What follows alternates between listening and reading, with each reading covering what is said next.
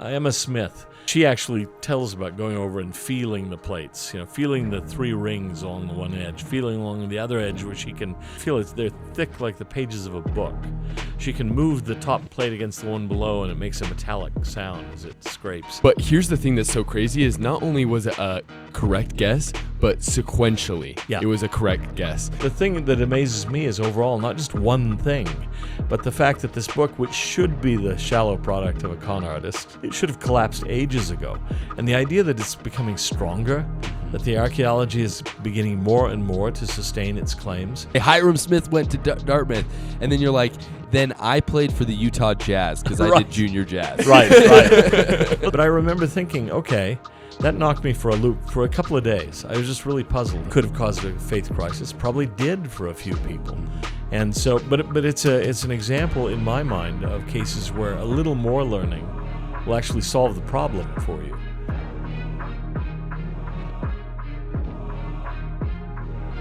Welcome everybody back to the Stick of Joseph YouTube channel. Today's episode, we have Dr. Dan Peterson, who graces us with his wisdom and knowledge. Mr. Dr. Dan, if you're familiar at all with the LDS apologetic space, you know that this is the guy. This is the Sigma.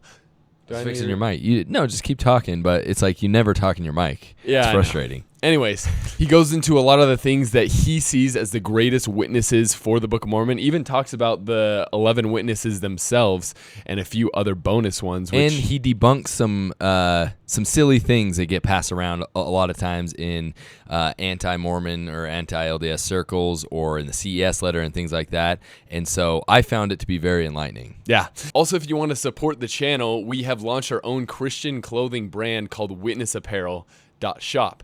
And it's where we get all of our cruise tees and hoodies that have just simple gospel phrases and always the scripture in which they're referencing on the side of the sleeve so that you can wear your faith on your sleeve. So if you want to support the channel and wear some awesome faith-promoting clothing, then you can do that with the link in the description. Let's get to the interview. Welcome, everybody, to another episode on the Stick of Joseph YouTube channel. Today, we are humbled by having Dr. Dan Peterson in the studio. Dr. Peterson, thank you so much. It's good to be here. Thank you. Yeah, it's good to have you here. And I've read many things of yours. I've watched videos of yours, speeches. You have had a huge impact on the LDS world in terms of apologetics as well as just research and study of the Book of Mormon. It's nice to know there's somebody out there watching and reading.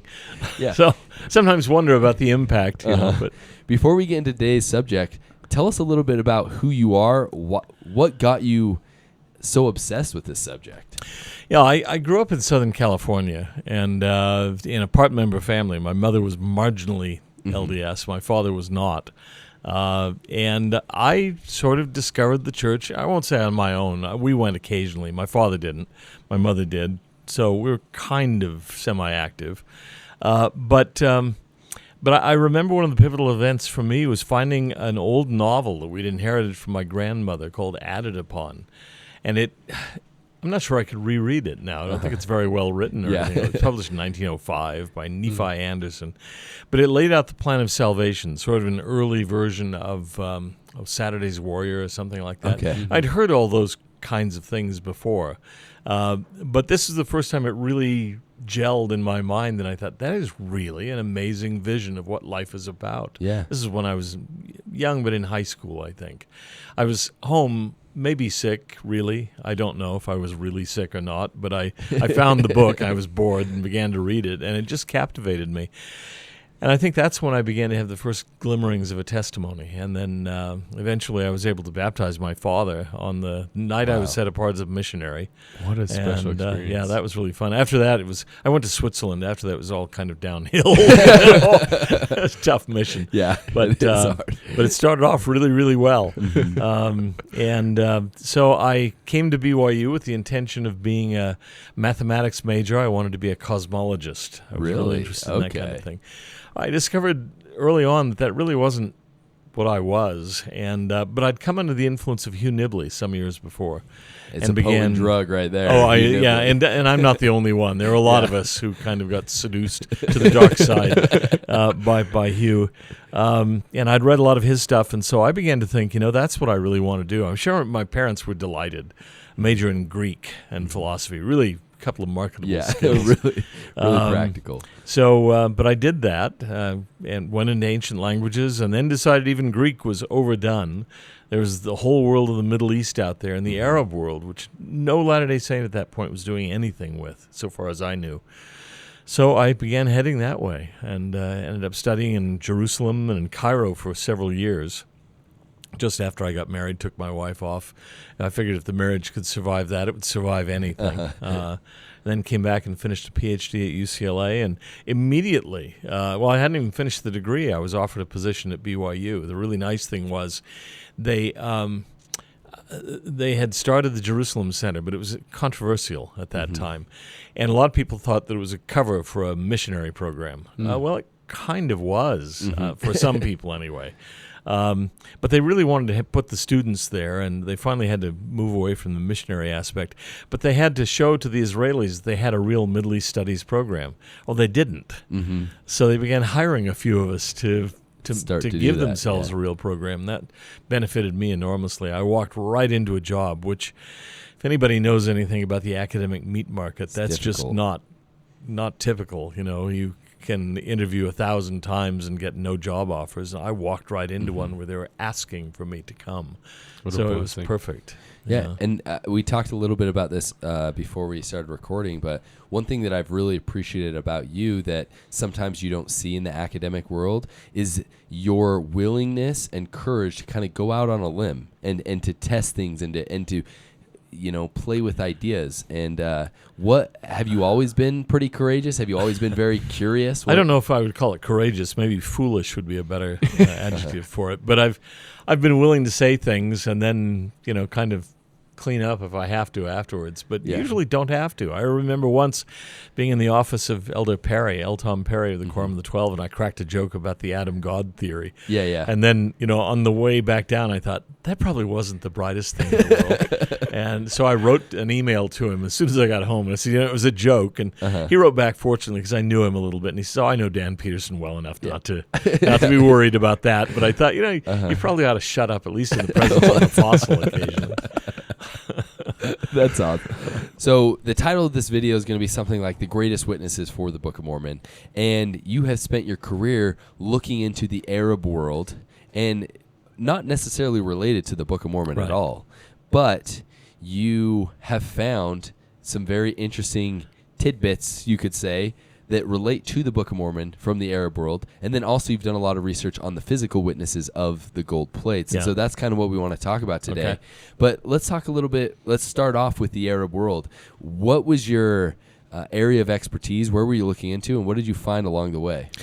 Well, my areas of focus have been Islamic philosophy, which is quite unrelated to the Book of Mormon. Yeah. But it is related, I think, to ideas like apostasy and the developing concept of God in a world influenced by Greek philosophy. They get further and further from the God of the Bible, and I would say from the God of the Quran, who is very like the God of the Bible. Yes. I think it's arguable the God of the Quran has a physical body, physical appearance, location, all those sorts of things, but the philosophers won't tolerate that. So you can trace the process by which anthropomorphism or divine corporeality, the embodied idea of God, is overcome in Islam in a way more clearly than you can in Christianity, or at least as clearly. The same process happens, and it's under the influence of Greek philosophers and Hellenized Islamic philosophers. So that was of interest to me. But I also spent a lot of time studying and teaching the Quran itself.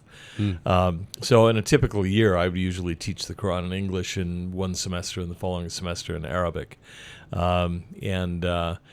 So I got to know the Quran quite well, and so people will often presume to tell me what's in the Quran, and I say you don't actually. You haven't read it. Yeah, there's one fellow that I used to home teach. He's passed on now, but he gave me a passage that was from the 9th chapter of the Quran, verse 11, where it talked about how someday the children of Allah will run into the land of the eagle, and the land of the eagle will smite them, and all that sort of thing. And I said, there's no such verse. In fact, I even checked once when I saw this. It said the word eagle doesn't even appear in the book. It doesn't occur ever.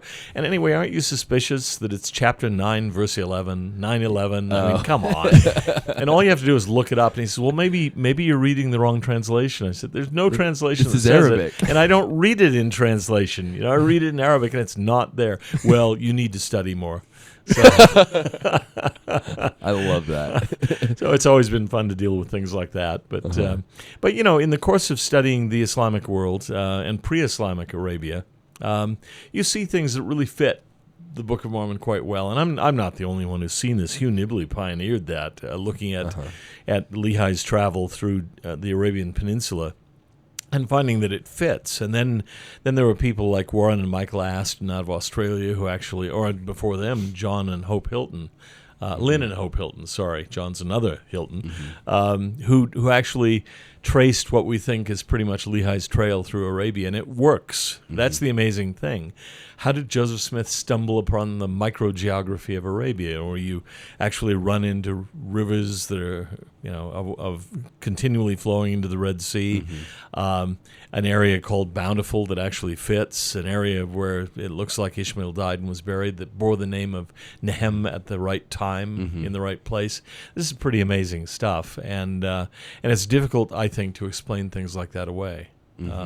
So that interested me. I've always been interested in the Book of Mormon as an Arabist. Actually, some people right now are doing very good work on that. Neil Rapley at Scripture Central has published at least 2 articles, maybe more, definitely more, in our little journal, the online journal Interpreter, about things like finding the name of Ishmael in the right place on that a was funeral really cool. stela. I saw that. Yeah, that's pretty amazing. Now, is he the Ishmael of the Book of Mormon? We don't know. I don't know how you'd tell. I mean, it's not like his bones are going to be autographed with Nephi's name or anything. But could it be? Yeah, apparently he dates to the right time. And so that's a possibility. That would be an astonishing bullseye for Joseph Smith. And the very fact that we have the place name Nehum or Nehem showing up in the right place at the right time. I don't know if people read about this, but it's interesting that when Lehi goes through Arabia, he's constantly giving names to places. He names the valley. He names the river. Then he gets to a place called Nehum, where it says the name of the place was called Nehum, which suggests he didn't give the name. This is one that he didn't name. And so we found evidence of this about, 10, 15, no, longer than that, probably 20 years ago, where when you get old, time really flies. But found evidence of that name being in the right place, but it was from 1,500 years after Lehi, so about 900 A.D. Well, that's really nice, and I thought that's probably the earliest we'll get, because it's not an area with an abundance of written records or libraries or anything like that. And then a German expedition found the name Nehum on an inscription that they dated to about 600 B.C. And I thought, okay, we just leapfrogged 1,500 years, and the name was there. Yeah. So in the right place. And if you go down the coast, as the Book of Mormon seems to say, and you arrive at that place and turn due east from there, you arrive at the one spot on the Arabian seacoast that seems to fit Bountiful. So it's not just one find, it's a complex of finds. Right name, right time, right place, and then in conjunction with another place. That it's a complex, an ensemble, and it works. Which we did a fireside this last week, and we go through Lehi's trail, and one of the things that we point out is that the Arabian Peninsula was relatively completely undiscovered by the Western world when the Book of Mormon was published. Yeah. It really wasn't until World War I, Lawrence of Arabia, and then you have the first people that did the expedition across the empty quarter, where we learn about the area where we consider Bountiful. Yeah, St. John Philby and people like these crazy Englishmen. So usually. it's just a guess after if Joseph Smith is making it up, it's just bullseye after bullseye. Yeah. What's so funny, one thing that you alluded to, like, it's so interesting and almost laughable to me personally to see people try to explain away Nahum, being like, oh, NHM, like, that's everywhere in ancient cities. In ancient cities in that time. But here's the thing that's so crazy is not only was it a correct guess, but sequentially, Yeah. it was a correct guess. Yeah. Not only do we have a place that likely fits the description of the Valley of Lemuel, but then after get to Nahum, and then you draw that line, like you said, directly eastward to the only place in 1,300 miles of southern Arabian coast Yeah. that has a description that matches Bountiful. Yeah. It's incredible. Yeah, it's people try to dismiss it, but they really can't. I mean, okay, maybe we're wrong, but you've got to make an argument because our case is pretty strong, I think, and so it's not just one thing; it's multiple things that fit together like puzzle pieces. And one explanation I've heard is there was an explorer, a Danish explorer named Carsten Niebuhr, who found Nahum, put it on a map. And so people have said, well, Joseph got that map. Well, out of all the things on the map, he took that one thing, right? He didn't take anything else. And the other thing is, the explanation they give is that Hiram Smith was associated for just a brief time with a school associated with Dartmouth. No, they say Joseph Smith went to Dartmouth. That's what they people usually me. say. Hiram Smith went to Dartmouth. And then you're like, then I played for the Utah Jazz because I Right. did junior jazz. Right. Well, the thing is, too, the Carsten Niebuhr map, yes, it's in the library at Dartmouth, but when did they get it? You have to look up what they call the accession date, and it's the early 1920s. Now, Joseph was an amazing guy, but to have jumped forward into 1926 to have found that at Dartmouth, that's kind of Unlikely. impressive. And then I saw another one too, where they were like, "Oh, it was actually in Harmony, Pennsylvania." In I can't remember what college it was. It's I'm blanking on it right now, and they're like, that was really close. But the problem is there's two Harmony, That's right. Pennsylvanias. Yeah. There's Harmony Township, Pennsylvania, where Joseph Smith was, Yeah. and that's 250 miles away from Yeah. where Joseph Smith ever was. There's no reason to believe he ever went to the other Harmony. And if you've been to Harmony today, Oakland, they call the town, there is not much there. And there was even less then, of course. So the idea that was somehow some amazing library. Bill Hamlin and I, my late friend, used to fantasize about a film that we called Bill and Dan's Excellent Adventure in Anti-Mormon Zombie Hell. And the idea was that you keep coming up against these arguments that people are making, and some of them are just insane, but they live on. You can shoot them between the eyes, and they keep coming. Yes. And It's so crazy how they know. with Zombie Joseph hell. Smith, we tried to imagine. We also thought of an article we called Joseph Smith: The Cambridge Years, and the idea was that during the time you thought he was, clearing fields and pulling up stumps and moving rocks and so on, he was studying on the continent at Cambridge and so on, and probably made a side trip down to Qumran and found the Dead Sea Scrolls, course. stole a lot from them, and sealed them up again. It just becomes at some point ridiculous. I remember Aziz Atiyah, who was the sort of founder of the Middle East Center at the University of Utah, was actually a friend of the church. He's the one who found the facsimile that eventually was returned to the church or given to the church from the New York Metropolitan Museum. At one point, I was talking with Aziz Atiyah late in his life, and I said, how do you explain the things that Joseph Smith gets right about ancient Christianity and so on? And he said, well, I think he was an expert, maybe the first expert there was, on Coptic Christianity. I looked at him to say, is this a joke? I thought he probably never heard the word Coptic in his life. How would he have become an expert on Coptic Christianity? Nobody in the United States was. But Joseph, living out on the American frontier, somehow had read all that stuff. It's the same with the explanations of how Mahuja shows up in both Enoch and in Moses, because I can't remember who it was, but they asked some expert who doesn't believe Joseph is a prophet, how did this come to happen? And his explanation was that there must have been someone trained in the esoteric Ethiopian Enoch that Joseph ran into and shared it with him. That was his explanation. I was like, you're an academic? That's your explanation? Yeah. So, well, if you may have heard Sherlock Holmes' explanation of his detective method when Dr. Watson asked him, he said, well, it's really easy. All you've got to do is eliminate the impossible, and then whatever's left, however improbable it may be, must be the truth. Well, if you consider divine revelation to Joseph Smith impossible, then you got to come up with something, and almost anything will do if it just covers the bases a little bit. But sometimes I think, no, I'm just not gullible or credulous enough to believe that. I mean, to me, Joseph's own explanation is a lot cleaner, simpler, and makes sense in a way that those things don't.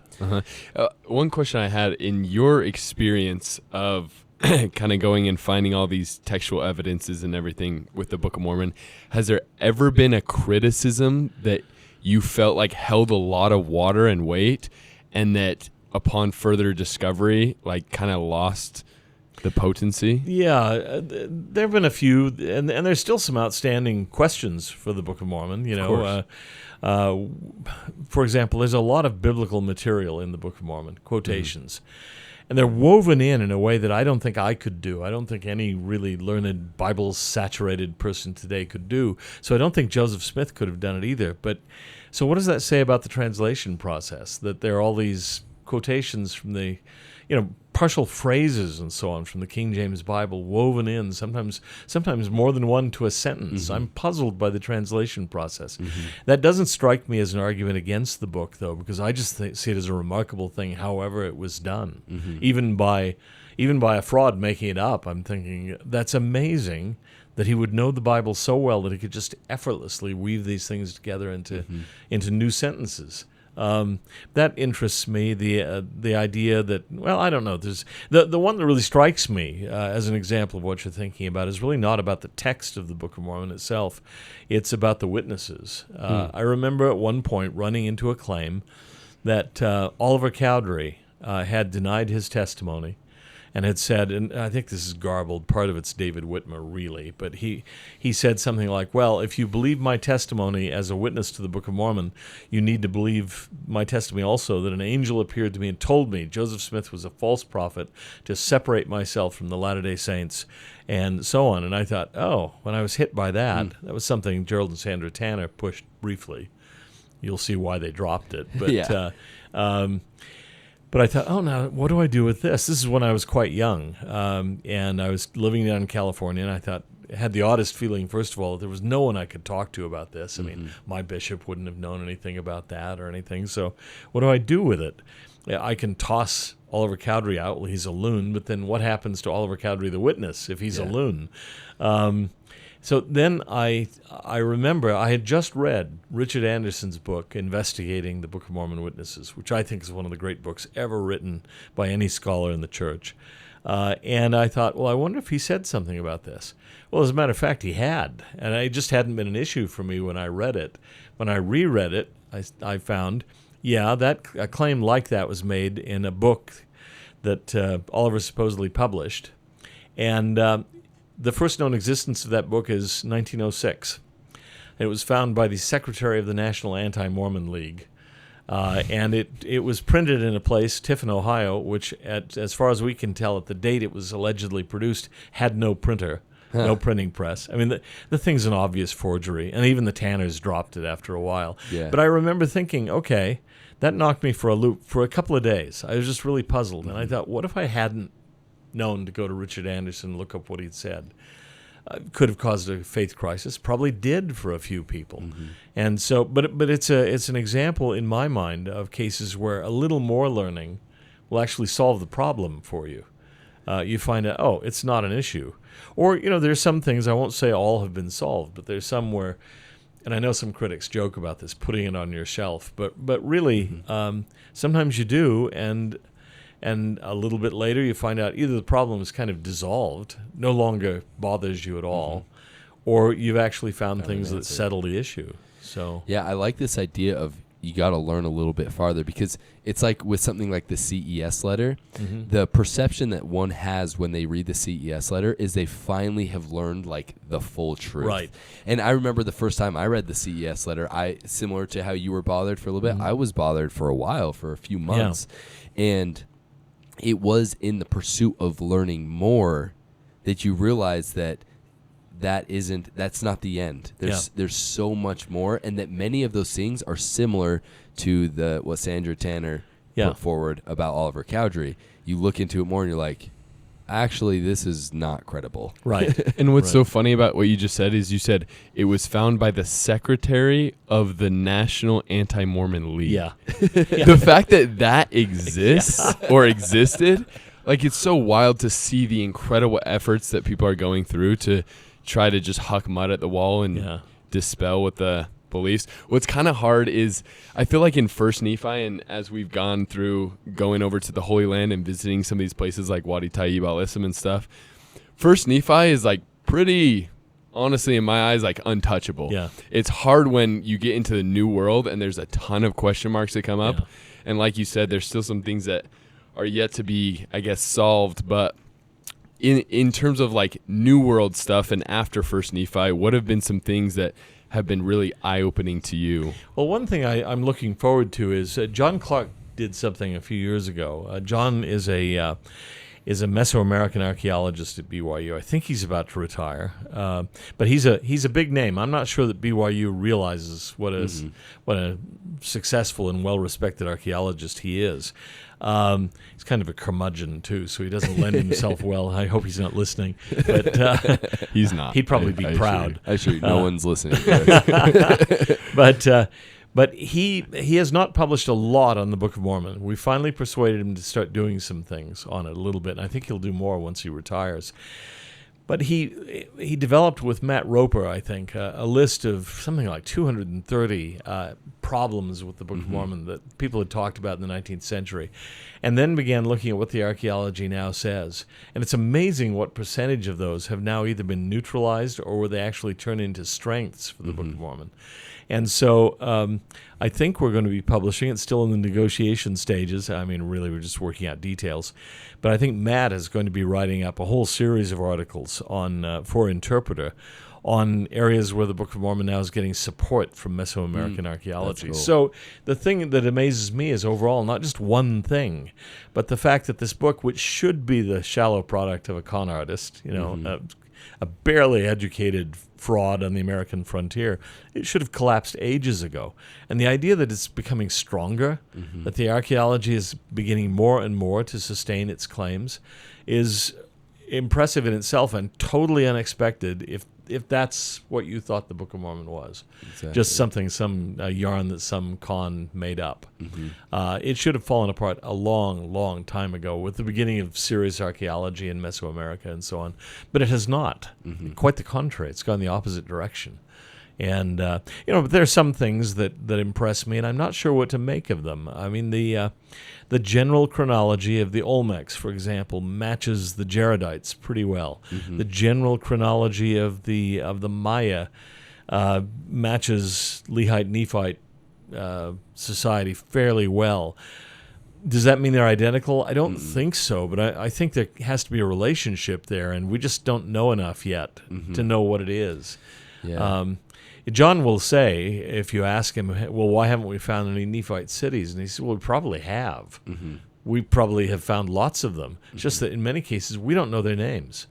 There's a reason why Maya and Olmec and other cities and Toltec cities in the New World bear Spanish names, Piedras Negras and things like that. It's because we don't know their names. Or if we know their names, we can read it, but it doesn't make any sense, like 5 frog, 2 cloud. Yeah. What's that? They must have had a way of pronouncing that we don't know. And so we don't know their names. Were they named Zarahemla? Maybe to somebody.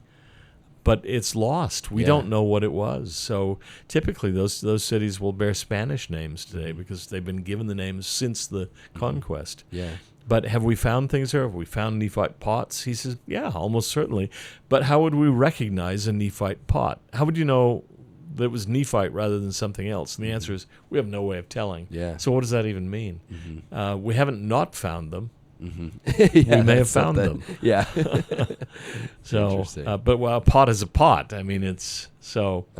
In the old world, they have the advantage that in most cases, many cases, almost all, the ancient names have survived. I mean, there's never been any question of where Jerusalem is. It's borne that name for as long as we can remember, or as long as there's any record. But even so, there are not that many inscriptions in Jerusalem identifying it as Jerusalem. If you didn't know, if you didn't have the continuing tradition of where it is, I think it was only about probably 30 years ago that they found an inscription saying, by the way, this is Yerushalayim. Yeah. So if you just found it with something like 5 frog, 2 cloud on it, okay. Who knows? This looks like it's where Jerusalem probably was. It might be Jerusalem, but we don't know. Exactly. That's interesting. And yeah, I think for me, archaeologically speaking, First Nephi, 1 until First Nephi 18, that is the strongest case for the historicity of the Book of Mormon. But what carries it throughout the rest of the text in terms of evidences, I really do believe are the textual evidences, the Hebraisms, the First Temple language, all of that. Yeah. And I think that's what really carries it. But from the very beginning, obviously the Book of Mormon was very controversial, and people were calling it a fraud. But there were 11 people who were able to experience the gold plates. Yeah. I've heard things like these people never actually held the gold plates. The CES letter just talks about how they actually just saw them in the spirit and all of that. Yeah. But our little brief conversation on the phone, you're saying that that's not the case. Oh, that's absolutely not the case. And Richard Bushman once said, I can't remember if he put it in writing or he just said it in something I heard, but he said that it's interesting that in the case of early Latter-day Saint history, the beginnings of the Restoration, it's not the Latter-day Saints who are trying to evade the primary source documents. It's the critics. They've got to discredit them because they keep talking about angels and tangible plates and objects that people are handling and passing around and so on. And so you just have to pretend that those things didn't happen. But the evidence, unless you just simply want to jettison the historical documents, in which case, hey, history becomes much easier. Mm-hmm. Throw the primary sources out and write anything you like, because there's no evidence one way or the other. But as long as you preserve that, you've got lots of accounts of people holding the objects. Martin Harris holding the plates in a box on his lap before he's even a witness to the Book of Mormon. And he says an interesting thing that we stuck in our movie, Witnesses. People said he didn't really say that. He did. He said, well, and I don't know if he meant to be funny, but I think it is funny. He said, well, it was really heavy, this box on my lap. He said, I knew it was heavier than it would be if it were a block of wood or if it were even a rock. And he said, I knew it had to be either lead or gold, and I knew that Joseph had not sufficient credit to buy so much lead. That's funny, because if he didn't have enough money to buy lead, he certainly didn't have enough to buy gold. So, but he said, it was dense and extremely heavy. In other words, there was something in that box. And then you have people seeing the plates, and there are lots of people who see them, and not just the 11, but several what I call informal or unofficial witnesses. Mary Whitmer, Emma Smith, Lucy Mack Smith. Talk about Mary Whitmer's account that she Mary has. Whitmer's account is a really interesting one. We have it in two sort of lines of sources, through David Whitmer and through a couple of her grandchildren. She never wrote anything, but she apparently talked about it, they said, quite a bit. Yeah. And she had been very upset. You can imagine, they were doing the translation at her house, and people were constantly coming by to gawk, to see what was going on. And, of course, it's out in the middle of nowhere, so they needed dinner, they needed lunch, they needed something to drink. And so Mary is having to do all the cooking, all the farm work, while the men are doing the important stuff, And after a while, she's getting pretty irritated by this. You can imagine. And so she's out working in the barn. She's just found out, by the way, that Joseph and Oliver have been down skipping rocks on a pond. And she's milking cows. Now, I've told the story. My father grew up on a farm in North Dakota to a Lutheran family, and his mother, my grandmother, told him that boys that swore, that used bad language, would go to hell. Well, he said, you can't milk cows without swearing. They're so stupid. And he said, you just get the bucket filled with milk and the cow puts its filthy hoof in the milk or hits you in the face with its indescribably filthy tail. And he was convinced that his city cousins were going to heaven simply because they didn't have to milk cows. And he had to milk those stupid cows. So I can imagine that Mary Whitmer was not thrilled about being out there in the barn milking cows after she's just seen them skipping rocks on a pond, which they did. It's understandable because they were farm boys themselves. They weren't used to sitting in a dark room, doing dictation and so on. So they needed to get out and get some exercise every once in a while. She sees that. She's really angry. She's about to tell her husband to tell them to get lost. They can go do their translation somewhere else. Well, I think this is an existential crisis for Moroni in the whole process. So a messenger, I don't think it's Moroni, an older man comes with a knapsack and says, Mary, calls her by name. Who are you? Mary, it's you've been under a lot of stress, I'm paraphrasing, but it's only fitting that you have a view of the plates. And he opens up his knapsack and shows her the plates. She's able to see them. She may be the first witness outside of the Smith family to anything connected with the plates. The 3 witnesses, I think, come later than this. And so there are lots of people who see them and several people who hold them. And they pass them around. The 8 witnesses do. They turn the pages. I mean, it's very matter of fact, very prosaic. So then why do people say that they only saw them with their spiritual eyes? Well, Martin Harris used that kind of language occasionally, but I think Martin didn't mean that it was less than normal vision. I think he meant it was more than normal vision. To see an angel, to see these supernatural things, to hear the voice of God, you're in a special state. But with the 8 witnesses, I'm not sure that there was anything particularly special about it. It's a clearing of the woods about 1 PM. Joseph comes and puts the plates out there. Now, I had an argument with one-time prominent critic of the church, and I had written something where I said that the plates were on a tree stump in the woods, and he said there was no tree stump. We went back and forth, and I couldn't find the source where I thought there was a tree stump. So finally I said, look, okay, I'll give you the tree stump if you'll give me the plates. Well, he wouldn't do that. So I went to my friend Richard Anderson, who was the authority on the witnesses, and said, can you help me find that source with the tree stump? Yeah, not a problem. Came back the next day and said, you know what? I can't. I've always assumed. He saw it somewhere. So my bet is there probably was something like a tree stump, but I can't prove it. But it's the middle of the afternoon, early afternoon, very clear day, perfectly ordinary, nothing mystical about it. And you have other accounts. Emma Smith is cleaning up in the house, dusting, and the plates are on the table covered by a thin cloth. And she actually tells about going over and feeling the plates, feeling the 3 rings along the one edge, feeling along the other edge where she can feel it. They're thick like the pages of a book. She can move the top plate against the one below, and it makes a metallic sound as it scrapes. You can tell she spent quality time with those plates. Joseph isn't there. Now, that's really daring if you're a fraud and you've just got some sort of rock or something under the cloth. But he's blissfully confident that he's not going to be exposed as a phony. But the point is, there's a real object there, and it's heavy. Catherine Smith has to move the plates at one point and says they were really heavy, extraordinarily heavy. She could barely lift them. She was 14. But she did, sort of staggered with them into the bed and put them under the covers, then crawled into the bed when the mob came, pretended to be asleep, so they left her alone. But a lot of people saw the plates, touched the plates, turned pages of the plates. John Whitmer talks about turning the pages, seeing the inscriptions on them. So the idea that they weren't there, that people were just imagining it, I'm sorry, you have to throw out the primary source documents to do that. Just say, okay, well, we're not going to accept any of the witness statements. We're just going to make it up on our own. Yeah, and all of it seems to hinge on just Whitmer. Like, Whitmer's the only one who seemed to have said something about the spiritual eyes, like the whole spiritual. Martin eyes Harris thing, right? does. I mean, sorry, no, yeah. I mean Martin Harris, not Whitmer.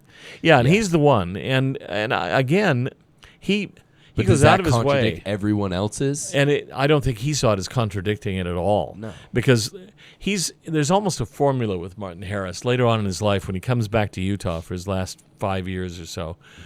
In Utah, people will come and interview him scores of times. And he has a kind of formula that he uses. He'll say, do you see that tree over there? Just as clearly as you see that tree, I saw the plates. Do you see my hand? Just as clearly as you see my hand, I saw those plates. And he goes out of his way to say that this was real. I saw it. I really did see it. It was not imagination. Or Hiram Smith, I think, could have been speaking to these critics in a way, because he talks about in one of his testimonies, I saw with these eyes, and I imagine he's pointing to them. I heard with these ears. And I think, what else could he say? How much more clearly could he have put it? These eyes, these ears. Yeah. It was no hallucination. David Whitmer does say that in one of his late interviews. They say, well, the angel was a long ways away. It wasn't clear. He says, no, young man. The angel was closer to me than you are. It was no hallucination. I know what I saw. They're insistent on this. So I find that I remember the first time I heard Dan Vogel in particular Yeah. talking about this as just being, well, we can all write it off as imagination. How do you do that? You can't do that. But Dan has managed to carry the day with a lot of people in a way that I just think is, I don't want to call it dishonest. I don't think Dan's dishonest. But it just isn't sustained by the documents. And he knows the documents well. He's just brushing them aside. And what's so funny is like, okay, let's say Joseph Smith is a con artist. Is it then easier to create a mass vision where people can just like see things with their spiritual eyes? Trick them all. Yeah. Like I okay, like I don't know. It's just weird. Yeah, there's so many questions that have to be answered. Let's say that it was just with their spiritual eyes. How is Joseph Smith having all these people see and then later testify and write their names on a document, seeing with their spiritual eyes? And Big never question. deny it. And never deny it. And I get think persecuted Fawn for it. Brody makes a comment about the Mary Whitmer story, as I recall, where she says, and she doesn't even try to explain it. She says, Joseph must have been astonished at his ability to induce visions in other people. Well, I'm astonished at it. I'm How does he astonished pull that off? And then the second one, he has physical plates, but what are they made out of? How is he making these plates? And there's just... How's he affording it? Yeah, there's so many things that Even have if they're to gold go alloy, right. there's a lot of gold in them. And gold's expensive, and the Smiths were barely making it as subsistence farmers. Yes. So they get a lot of gold together, find some metallurgist who can make plates, which is not that easy. The guy who made the plates we used in our movie Witnesses said, look, I'm a lifelong metal worker and metallurgist, and it was hard for me. Yeah. The idea that Joseph just got some gold together and pounded out some plates is, well, you try it. Yeah. Just try it. Back to the matter of hallucinations just briefly. Hallucinations, I'm skeptical of the whole idea of people seeing the same thing in a hallucination. If you get people into a crowded room and you put gas into the room, they may all at a certain point, at least before they die, hallucinate. But they won't hallucinate the same things. Because that's their psyche coming out. And they're individual persons. They'll see whatever they see, but it won't be the same as the guy next to them sees. So the idea that Joseph somehow finds in this sparsely populated county in New York, he finds 8 people, 11 people, or even more, maybe up to 16, who eventually see things and have experiences with the plates. These are, out of that tiny population, the very ones who are liable to have visions and hallucinations. That's just really awfully good luck on his part. How do you know the whole Whitmer family were crazy people who would all hallucinate the same things under different separate circumstances? I mean, look at it. You've got Martin Harris and David Whitmer. David Whitmer and Oliver Cowdery, who see the vision of the 3 witnesses with Joseph Smith. Martin's not there. He sees it separately. That's 2 experiences right there. You've got the 8 witnesses. One source, I'm not sure if it's right or not, but one source actually doesn't have them all having the experience at the same time. It's 2 groups of 4. So there you've got at least 3, maybe 4 separate visionary experiences he's got to arrange.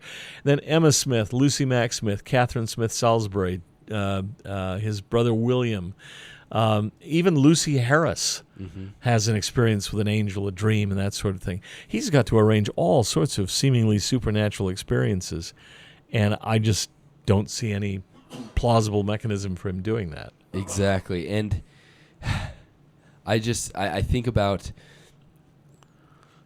it, all of it just seems crazier.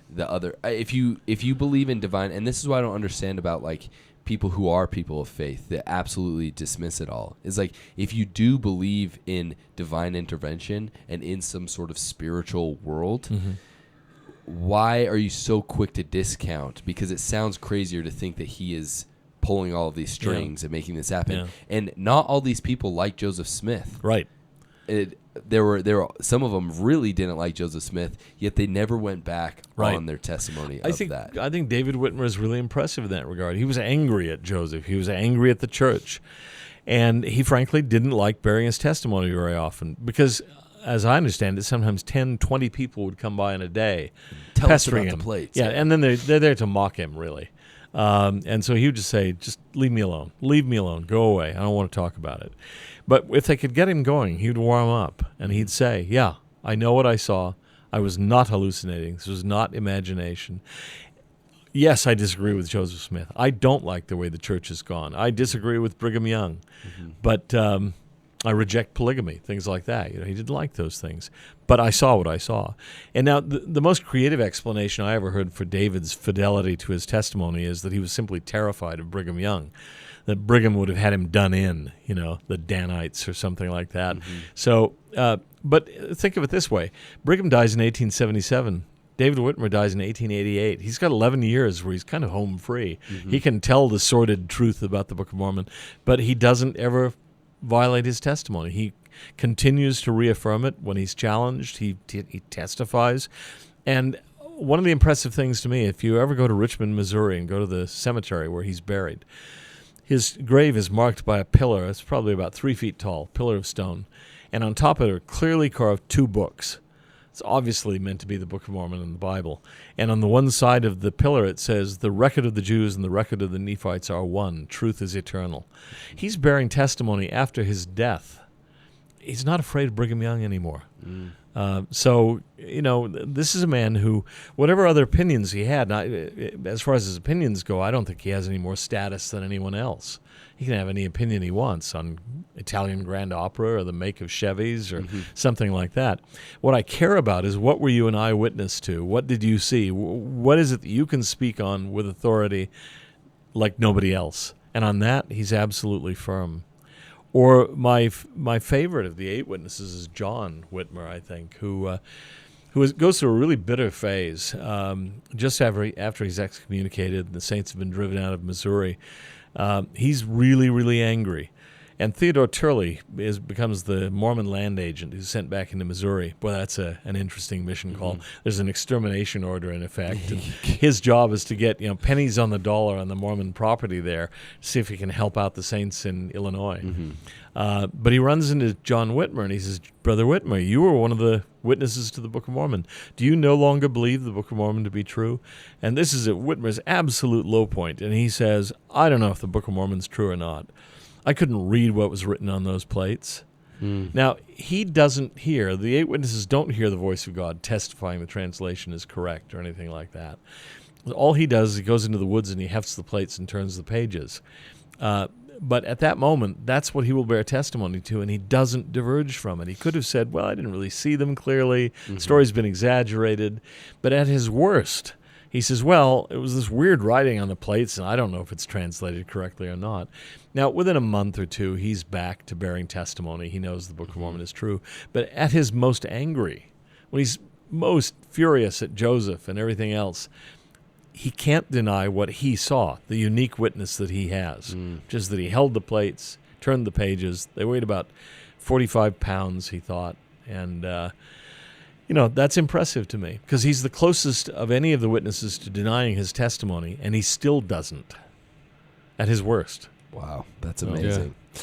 Well, I'm curious, in your experience of looking at what the critics say to what the historical accounts are and kind of looking into all of these church history points, what would you say as a word of advice for someone that wants to not remain in the dark but be educated, but go about researching all this stuff in a way that they can come out with what is the truth in the end? Well, I think there's some really good online resources now. I'm the president of the Interpreter Foundation, so of course I'll mention the Interpreter Foundation, which publishes new articles on Latter-day Saint Scripture and related topics every week, and has done for 12 years now. We've never missed a week. That's awesome. And have published books and so on and so forth, and they're free. I mean, they're available online. Scripture Central, Book of Mormon Central, is another really powerful resource. These things didn't exist a few years ago, but now they're readily accessible. And I was just off lecturing in Italy and Austria and Sweden, and a lot of people there getting it there. I mean, in the old days, they couldn't get a book from Salt Lake. It cost too much to ship it, all that sort of thing. But now, if you're in Göteborg, Sweden, you're as close to the internet as you would be if you were in Provo. And so those are really powerful things. Fair LDS has a lot of good material on its Fair Wiki, responding to criticisms and so on. There are really good books that have been published. I sometimes send out a list just for people who are generally having issues, I'm trying to remember what's on it. One is Richard Anderson's book, Investigating the Book of Mormon Witnesses. Another is Grant Hardy's book, a sort of complicated one, called Understanding the Book of Mormon, which I'll say why I really like it. It's published by Oxford University Press, so it's not an apologetic book, but he is a believing Latter-day Saint. And he tries to sort of not make an issue of that in the book, but he tries to show how there are different approaches to history by Mormon, Moroni, and Nephi, that they have a different way of looking at things and treating their material and so on. And he does it in a very sophisticated way. He edited the Oxford Book of the History of Historiography and things like that. He's trained. This is kind of unusual. He's trained in Chinese historiography and Greek historiography. I don't know of anybody else who can handle Greek and Chinese at that level. So, but his argument is these are distinct approaches. Now, my response to that would be, and I don't think he's unhappy if I draw the conclusion, what's the best way of explaining the fact that Moroni, Mormon, and Nephi have distinctive ways of approaching their material? It's that they are three distinct individuals. These are not Joseph Smith or Sidney Rigdon or something like that. They're three historians going at their work in slightly different ways. And so I see that as an important book. There's one called Remembering Joseph by McConkie. Mark McConkie. It's a collection of testimonies of people who knew Joseph. And the Joseph who emerges from those things is one who's honest, kind.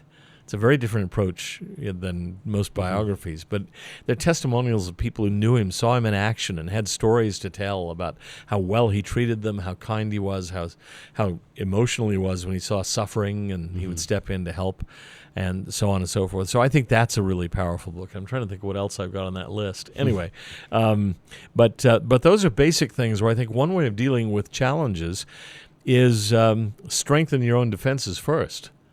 Don't go when you're weak reading the critics, because they will get to you. Some of them are at least superficially plausible, but build up your own strong position, and then it's harder for them to get at you. When you remember some things and are confident of, then I think that'll help you. But another thing would be simply don't think you're alone. I remember very deeply that feeling that I had when I ran into the challenge on Oliver Cowdery. And I'm down in Southern California. There's no one I could talk to that would know how to respond to that question of whether Oliver Cowdery had really denied his testimony. Oh, and I didn't even pre-internet too. Yeah, it was pre-internet. Yeah. So one thing I should have thought of immediately was, okay, so Oliver said that Joseph was a fallen prophet. Then why did he come back to the church? I mean, that should have been obvious. That shows you right there that, and they questioned him at length when he came back to the church, and he answered all sorts of questions, but they never asked him about that pamphlet published in probably 1906. There's an obvious reason they didn't. It didn't exist in those days. They had no reason to ask him about it. But I remember the feeling of being alone. And I think now with the internet, you aren't alone. Now I would say you can go to critics, and they'll certainly give you more.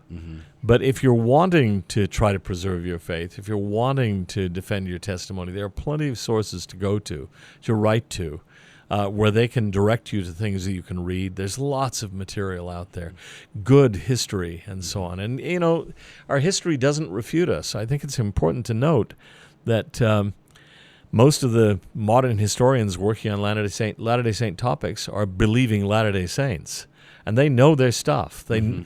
I used to know Leonard Arrington, who was sort of the dean of modern Latter-day Saint history, and he just said, look, I've been all through the archives, I've been through the vaults, there are no skeletons in the closet.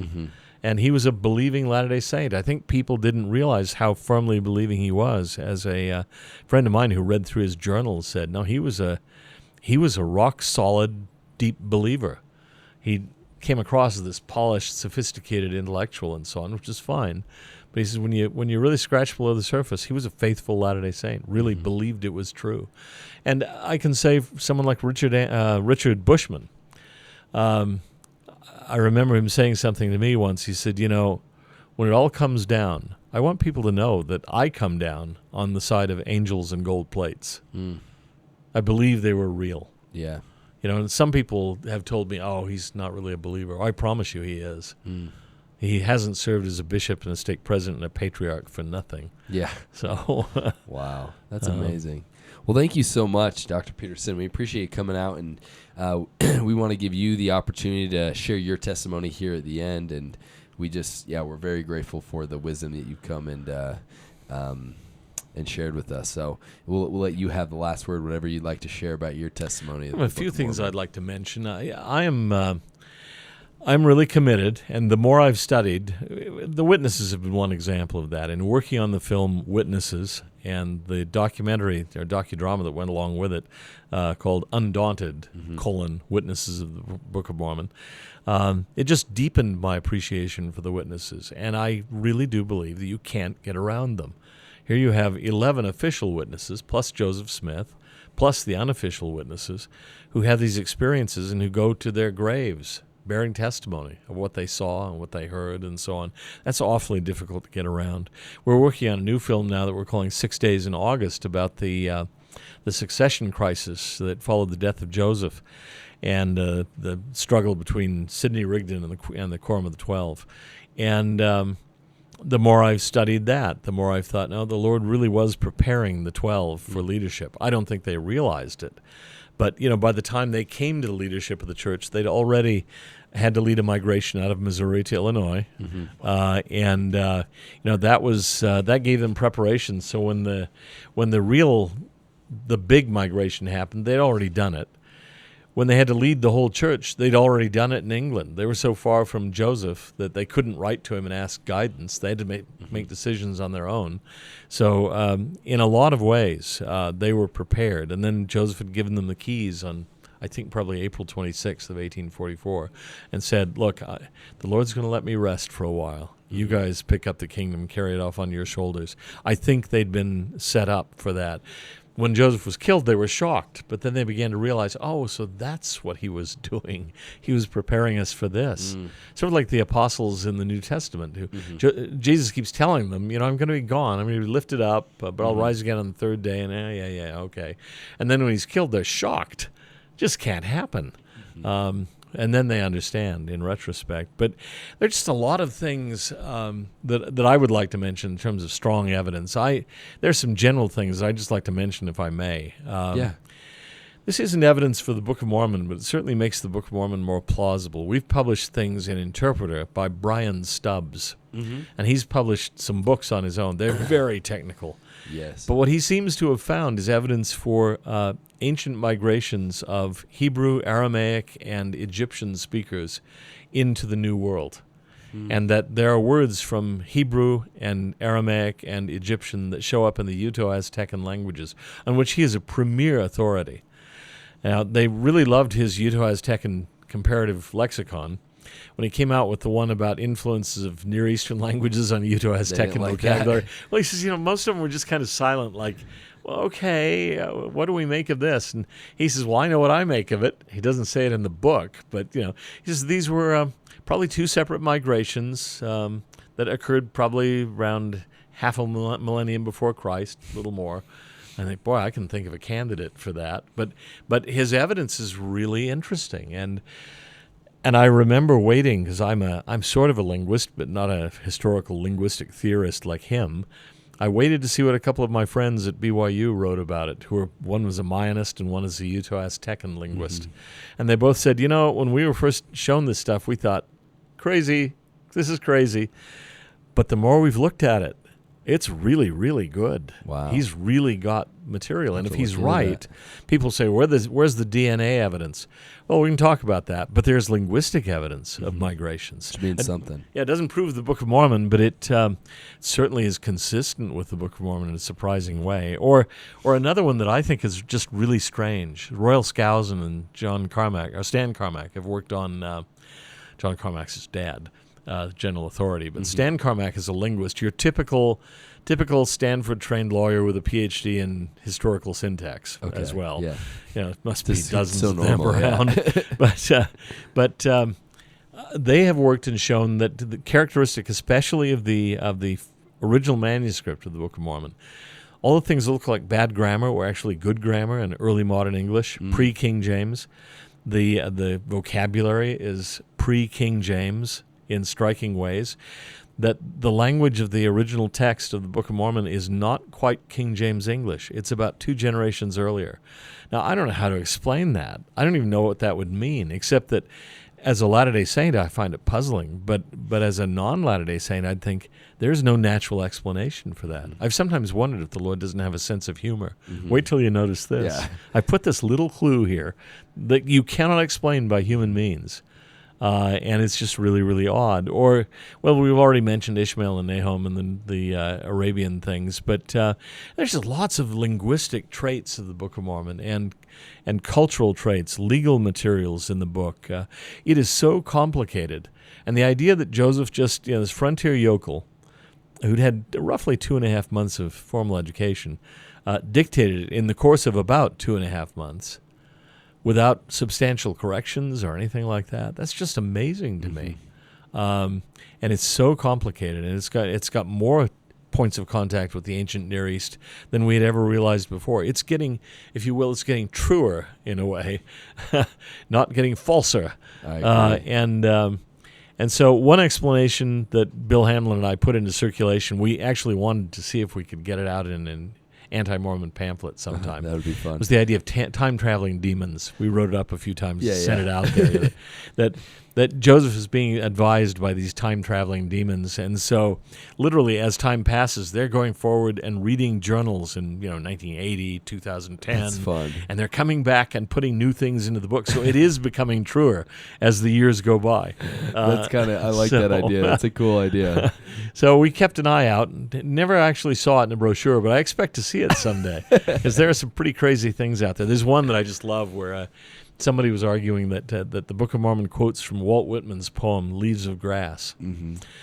And so my friend Jeff Lindsay, who's one of the vice presidents of the Interpreter Foundation, did a little sketch where he has David Whitmer and Oliver Cowdery and Sidney Rigdon bringing stuff in and wheelbarrow loads to Joseph. Incorporate this into your book, incorporate this. And at one point, Joseph picks up Walt Whitman's Leaves of Grass, and he said, but Sidney, this poem won't even be written for another 35 years. How can I quote this in my Book of Mormon? And Sidney says, well, you're pretending to be a prophet, aren't you? Come on, act like one. So someone really says that that's where it came from. Somebody actually said that it had come from Leaves of Grass. Like, there's a problem there, Yeah. The poem hasn't been written yet. And Wow. won't be until years after Joseph is dead. That's crazy. So, but there's some crazy explanations out there. Well, that's amazing. Well, we appreciate you for coming in and illuminating us. And people can obviously find your work online. The Interpreter Foundation, you have multiple papers in the BYU archive as well. And we are just grateful for you coming and taking Well, I appreciate that. You asked me to bear my testimony. I should do that, actually. Yeah, that'd be awesome. Got excited. I'll just say, the scholarly stuff is great. I think it's more and more supporting the Book of Mormon. It's certainly strengthening faith, and I know it has some impact on people. My own father joined the church partly from having read Hugh Nibley. He'd always just refused, this was too ridiculous to believe. Then when he read Nibley, he began to think, you know what? This could possibly be true. This guy's smart, and he believes Yeah, it. So. and this was, I think, the beginning of his. Actually, it became an open question for him, something he was willing to ask about. Till then, he wasn't. And so, if it serves that function, or if it helps people who are having faith issues, then, But even for ordinary members of the church, I think it just feels good sometimes to think, yeah, this really is true. Even if you're not having struggles, even if you don't really need it, the church is true on other grounds, which we should. I mean, the ultimate witness is the Spirit. It's not some article by some academic somewhere, because it may pan out and it may not. There are a lot of things we published where, in a few years somebody will come out and say, well, actually the argument's not as strong as you thought it was. That's the way academics works in all fields, not the Book of Mormon only. But if the Book of Mormon tastes good to you, as Joseph Smith would have said, if it feels good to you, if the Spirit bears witness to you, this is true. Royal Skousen told me once he was working on a passage in the Book of Mormon where he actually is convinced the text is wrong. I mean, it's not the substance, but they transmitted it incorrectly. The word choice was wrong. And he says he got a testimony from that, even when he later went back and changed the passage a little bit. One of the words was miscopied. He said, a voice came to him and said, "This really happened." And I've had experiences like that. This is true. This really happened. So, and those are amazing. And those, they don't have to take that form. But a spiritual witness is the best thing. Is the Book of Mormon good? Is it leading you to do good? Does it make you live a better life? Does it help you appreciate the Savior? Does it speak to your soul? Then, again, even if it were true, if it were just a terrible book, it wouldn't be read anymore. How many books published in 1830 are still read? Almost none. And there were a lot published in 1830 or thereabouts. Most of them are long forgotten. But the Book of Mormon goes on. So I want to bear my testimony that it is true. And our pitiful efforts is trying to support it with scholarship may help here and there, but the important thing is the book itself and the witness to it. In the name of Jesus Christ, amen. Amen. God bless you. God bless you. Well, if all that doesn't motivate you to take your beliefs a little bit more serious and try to deepen your knowledge of the Book of Mormon, then I don't know what will. But until next time, turn off YouTube, get in the scriptures, and stay curious and hungry.